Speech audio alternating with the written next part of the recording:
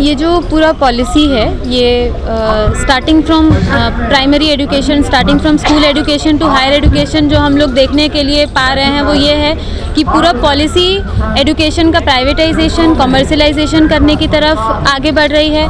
किस तरीके से वो चाहे इंडियन नॉलेज सिस्टम के नाम पर हो उसको कम्युनलाइजेशन करने की तरफ बढ़ रही है। स्किल एजुकेशन के नाम पर बोल रहे हैं कि हम पॉटरी सिखा देंगे, हम कारपेंट्री सिखा देंगे, वोकेशनलाइजेशन की तरफ बढ़ रही है। हम लोग बोल रहे हैं कि एजुकेशन का काम सोसाइटी को बिल्ड करने का काम है और ये पूरा पॉलिसी जो है सबसे पहला काम ये पॉलिसी कर रही है कि किस तरीके से एजुकेशन लोगों के रीच से बाहर जाए।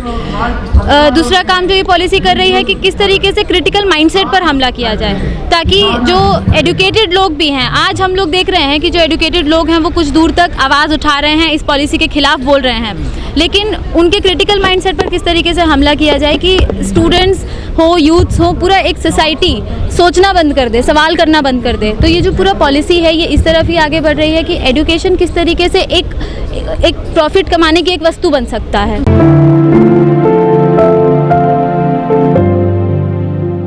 टैलेंट, कौन से टैलेंट की वो लोग बात कर रहे हैं?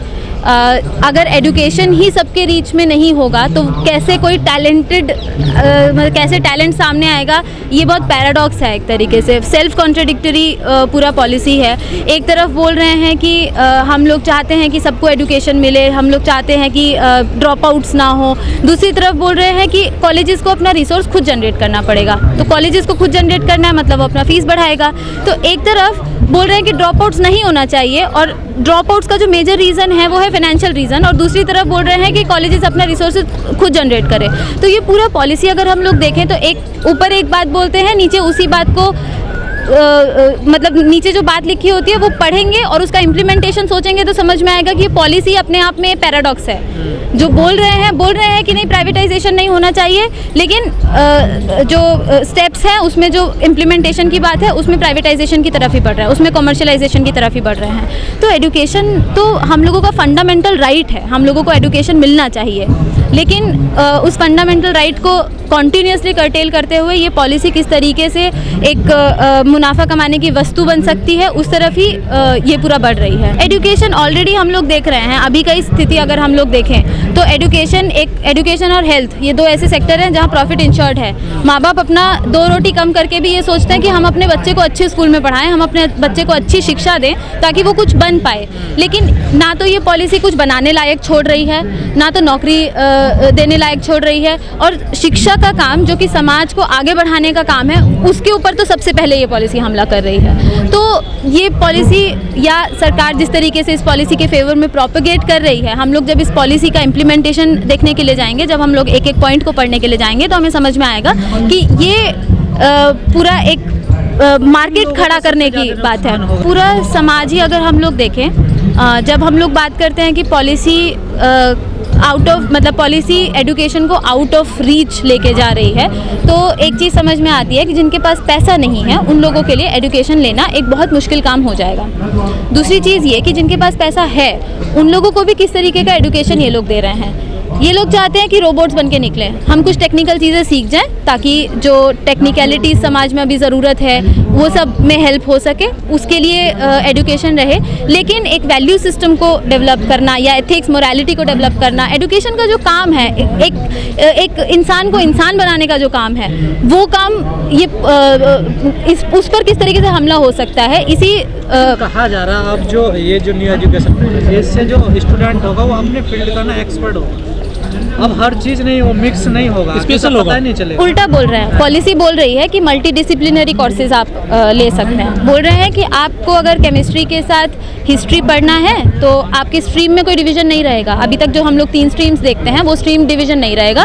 उसमें बोल रहे हैं कि आप कुछ भी उठा के कुछ भी पढ़ लो, आपको इतने साल में इतने पेपर्स कवर करने हैं और आप कुछ भी पढ़ सकते हो। तो ये तो jack of all trades and master of none. तो कॉम्प्रिहेंसिवनेस का क्या होगा? कॉम्प्रिहेंसिवनेस का क्या होगा? हम लोग जब अभी पढ़ते हैं, हम लोग देखते हैं कि हम लोग 10th तक हम लोग सारे जनरल सब्जेक्ट्स पढ़ रहे हैं, उसके बाद हम लोग एक स्ट्रीम में जा रहे हैं, उस स्ट्रीम में भी फिर हम लोग स्पेशलाइजेशन में जा रहे हैं। तो ये जो स्पेशलाइजेशन का जो इम्पोर्टेंस है, स्पेशलाइजेशन की वजह से ही तो कोई भी एक स्टूडेंट एक सब्जेक्ट में मास्टर करेगा ना। लेकिन अगर वो स्पेशलाइजेशन नहीं होगा, उसको हम देखते हैं कि एक एक सब्जेक्ट एक दूसरे से इंटर रिलेटेड होता है। अगर हमें हिस्ट्री को ढंग से समझना है तो हमें पॉलिटिकल साइंस भी साथ में पढ़ना पड़ेगा, लेकिन वो बोल रहे हैं कि आप तो हिस्ट्री के साथ म्यूजिक लेके भी पढ़ सकते हो, तो उसका वो चॉइस क्यों देना है? हम लोगों के साथ प्रॉब्लम क्या है? इस पूरा एजुकेशन सिस्टम ने क्या बना के रखा हुआ है कि अगर आप एकेडमिक्स में नहीं पढ़ रहे हो तो इसका मतलब आप पढ़ नहीं रहे हो। किसी को अगर म्यूजिक में इंटरेस्ट है तो वो तो वैसे भी पढ़ सकता है, उसको कोई तो मना नहीं करेगा। तो बात यह है कि स्पेशलाइजेशन के इम्पोर्टेंस को जो कर्टेल करने की बात है, एक 8th क्लास का बच्चा जो पास किया है वो उसको कैसे समझ में आएगा कि मुझे स्पेशलाइजेशन का इम्पोर्टेंस क्या है? उसको अगर हम ये स्कोप देंगे कि आप कुछ भी ले लो, तो वो तो कुछ भी लेके पढ़ेगा और उसके बाद मास्टर तो कहीं नहीं पढ़ेगा। नीचे से क्या तैयार करेंगे? ECCE जो फाउंडेशनल कोर्सेज हैं वो दे देंगे आंगनवाड़ी के हाथ में। तो जिनके पास पैसा है वो जाके पढ़ाएंगे अपने बच्चों को प्राइवेट स्कूलों में, वो वहाँ पे ABCD सीखेंगे, और जिनके पास पैसा नहीं है वो लोग क्या करेंगे? आंगनवाड़ी सेंटर्स में अपने बच्चों को पढ़ाएंगे। वो आंगनवाड़ी सेंटर जहाँ छतें भी नहीं होती हैं बहुत सारे जगह पे। आंगनवाड़ी का भी बुरा हाल है, टर्मिनेशन का दौर। एग्जैक्टली, तो आंगनवाड़ी का ऑलरेडी तो बुरा हाल है, तो जो जहाँ नींव बननी थी वो तो गया। बोल रहा है 5th क्लास तक टेक्स्ट बुक को इंट्रोड्यूस नहीं करेंगे।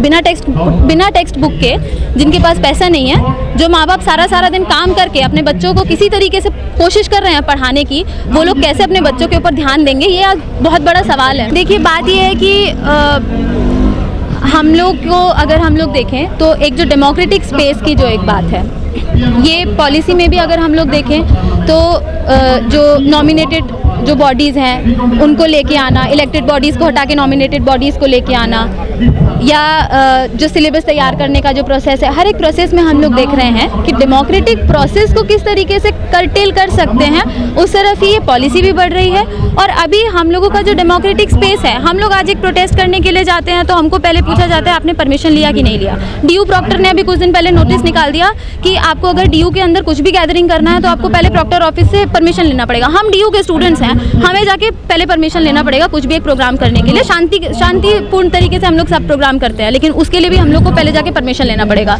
तो हम लोग का जो डेमोक्रेटिक स्पेस है उसको किस तरीके से ये लोग कॉन्टिन्यूसली कर्टेल कर रहे हैं, ये तो हम लोग बहुत लंबे समय से देख रहे हैं कि जो वॉइस ऑफ डाइसेंट है, जो वॉइस ऑफ प्रोटेस्ट है, वो आए ही ना। तो उस तरफ ही इन लोगों के सारे एक्शंस हैं, उस तरफ ही इन लोगों के जो नोटिस आते हैं, नोटिफिकेशंस आते हैं, वो सब होते हैं, और ये पॉलिसी भी उसी तरफ बढ़ रही है।